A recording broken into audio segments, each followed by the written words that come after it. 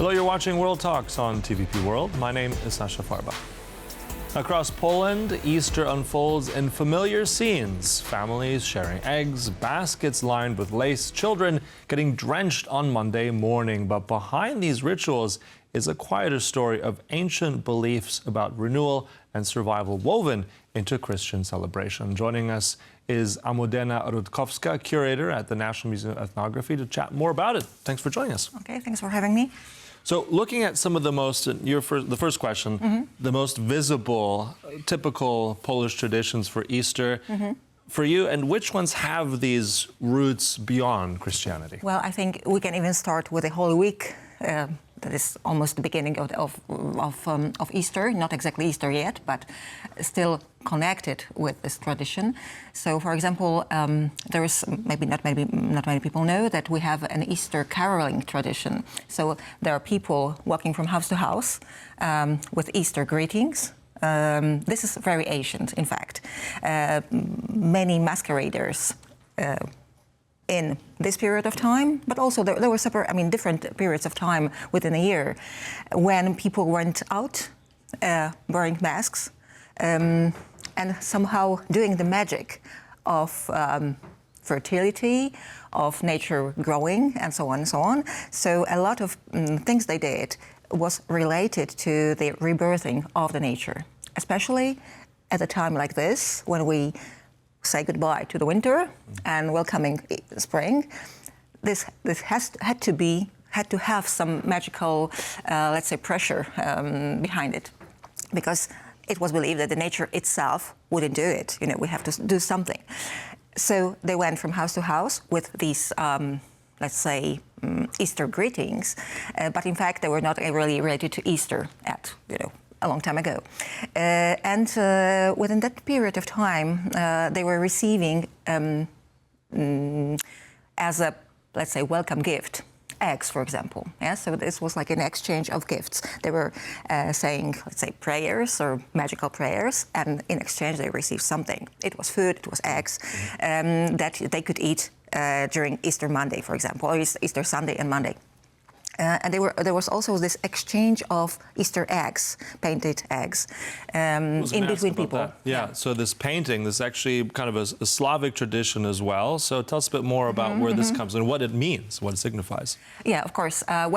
Painted eggs is a very ancient tradition. We don't know exactly when it started, in fact, but we have the first painted egg dated 10th century, somewhere around this area of Eastern Central Europe, so it's quite a long time. And it's related, in fact, to Slavic rituals. It was believed that this is a symbol of life as such, because it's a miracle that from something like that comes something alive. Yes, so this itself was something considered something special. So the egg became one of the symbols. But then the art of painting it is also quite ancient, especially the batik technique. So you put wax on the egg, later on a layer of some coloring on top of that, and then you take off the wax. So, after that you have this ornament. You could see. You can have it white, but you can have it in different colors. So this is the most ancient technique used. Of course, you can use it on fabrics and so on, but on eggs, it's quite the first one, I think. Yeah. Then there are other types of coloring eggs. For example, by scratching, or for example by adding something on the egg. So, for example, you can add a paper cut on. Especially near around Łowicz region, you have the mixture of the paper cutting technique, which is also considered quite, it was used during Easter as well, because they were changing decorations in the house. So you put, in the end of 19th century, in the beginning of 20th century, you put decorated paper cutouts, but also you can use an egg to put this decoration. So it's a mixture of two techniques. And what's interesting, you could use this egg on Easter, but you could also use that type of decorated egg, hanged on Christmas tree as a just Christmas ornaments. So it was, recycled. Yeah, exactly. Not just one season, it can fit for many. But also, you mentioned the eggs, and also some other things that pointed out. I think there's also with this basket, which very much that I've noticed, very much in Poland, very specific. You have different items in there. The eggs is one, but there are other things in there, aren't there? So the salt, the bread. Tell us a little bit briefly about what all those symbolize. It's those are kind of miniatures of what you would eat during Easter breakfast, of course symbolically. So you have bread, you have salt, you have a piece of meat also. Lamb generally, is it, yes. Sometimes. Generally, the things you would later eat during Easter breakfast, and it should be blessed. Everything symbolically. So you have everything you have in this basket is what you couldn't have during the period of Lent.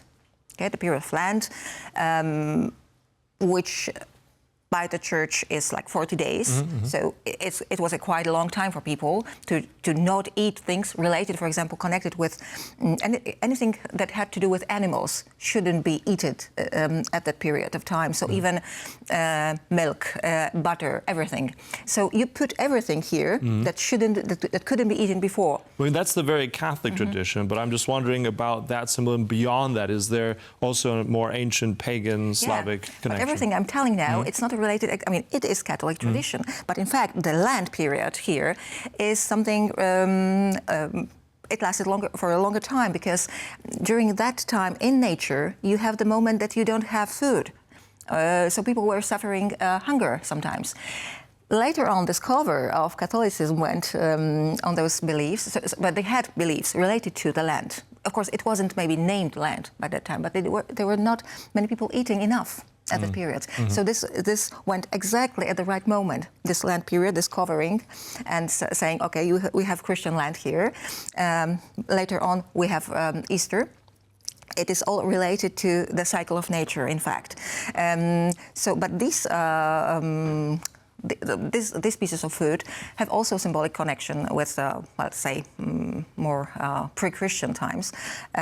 So, for example, salt, it's also related to, because, I didn't say that, what you eat during Christmas breakfast had also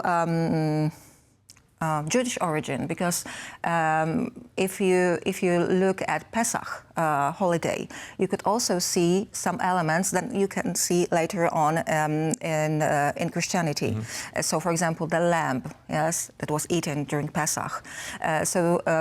In Judaism, you have similarities. The lamb, the salt, some other things are eaten at Pesach. So this is like various layers, Yeah. So we have pre-Christian, you have Judaism, you have different really religions related to that period of time. But there's one that literally is here on the table here. One to do with water, which I haven't seen anywhere else in my time in Poland. The splashing of water on Monday, right? This Easter Monday. Tell us about the symbolism. I mean, it's playful fun for a lot of kids and young people, myself included. But what is that meaning? Tell us briefly about that. Okay, so in Poland, in Polish, it's called śmigus, which has to do not only with water, but with things that you could use to somehow magically kind of boost that fertility in nature and in people. So, for example, you could use even some pieces of tree, for example, and symbolically beat somebody a little bit, or water. It was like, I mean, it could be both. Especially women, let's say, suffered a lot during Easter Monday because it was believed that they had to be kind of, you should put water on women, of course, because of this magic of fertility, okay, because they were supposed to later on within that year get married and have kids, of course. So this was magically also kind of programmed. Yes, so the boys put water on girls. I think the modern sense of it, I think it goes in every direction, that water now in that tradition. Another one which is interesting in this part of the world, in Poland, is this burning of this figurative witch Marzanna, right? So tell us a bit more about those origins as well. Okay, Marzanna is a little bit earlier. It's in fact in the middle of the Lent time, but in fact it is considered as also kind of burning the, it's a sacrifice. Some researchers said that before that it was a sacrifice, not exactly only symbolic, because there was, for example, an animal that could be, it could be instead of the dummy, but there are no really, exactly proofs of that theory. So this is just, some may call it imagination, and nothing else. But there were researchers, archaeologists that had this theory of this offering. Generally, it's also, again, about the nature, the magic of fertility. And pagan roots again, yeah.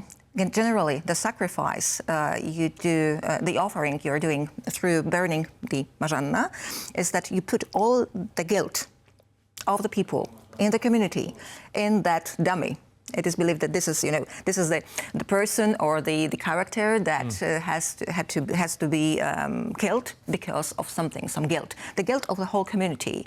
So it has to be killed because of that. So there were some rituals where exactly people were saying, what exactly did that character in order to be killed later on. And it's not only during springtime, also this is the most important moment, but also in winter times, in the carnivals, old carnivals, all European carnivals, you have that exactly the same offering.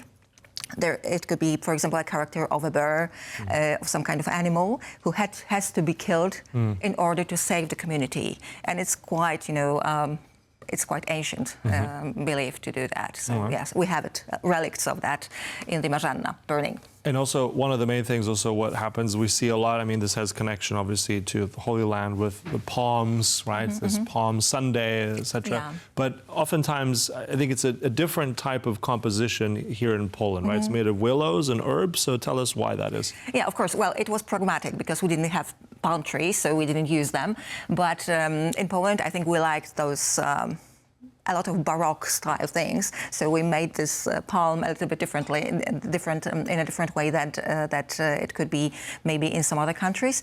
It has a lot of herbs, a lot of dry flowers, because it has to be colorful. So there are ribbons, paper ribbons also, paper flowers, but some pieces also of green plants. The plants that are green even in winter time. So there are specific plants, I mean, everything that is green in the winter or in the beginning of the spring, you put in this Easter palm. So this has to be the green thing, and then everything that is colorful and related to the rebirthing of nature, so flowers. This is like the basics. And later on you add what you want, because of course there are also few places in Poland where you have this tradition of the, let's say, contests. Which palm is the biggest and which palm is the highest, which one is the prettiest. So, for example, near Warsaw you have this village, Wyse, where you have this palm procession with the contest. So a lot of people are doing it, families are doing it, schools are doing it, and you have the exhibition in the church of all the palms from the region. We just actually had, I think, some of our own reporters covering exactly that around Poland. So really beautiful, also very aesthetic tradition, I think. So just as we wrap up, looking at all these traditions that many Polish people know, if they're here or they're experiencing as they are guests, has it really combined this pagan tradition with Christianity? Are we now through? Or is there a hybrid? Will there always be that sort of both combination hybrid version? How does it look like? I mean, every tradition, in fact, is a hybrid. I think it's a mixture of everything, because we don't. It's not like frozen thing. People believe. Some people think that something is not traditional because it changed a little bit. This is something completely natural. That tradition is never closed. It's never something closed, something frozen.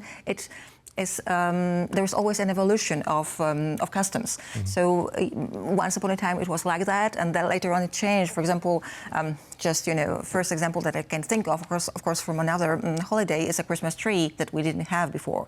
It just happened to come to Poland, I think, in the beginning of the end of 18th century, the beginning of 19th century, and it was not really welcomed by Catholic Church. Then it changed. So everything is our way of tradition changed. Otherwise, it wouldn't be a tradition. Right. So, but still, wherever you stand, it's still wonderful to experience, especially here in Poland, on that Holy Week and into Easter season. So thanks so much for sharing all those wonderful insights of very key traditions. That was Amudena Rutkowska, curator from the National Museum of Ethnology. Thank you. Okay, thank you very much. And thank you for watching. That concludes World Talks, but stay right here on TVP World for more news and commentary. Goodbye.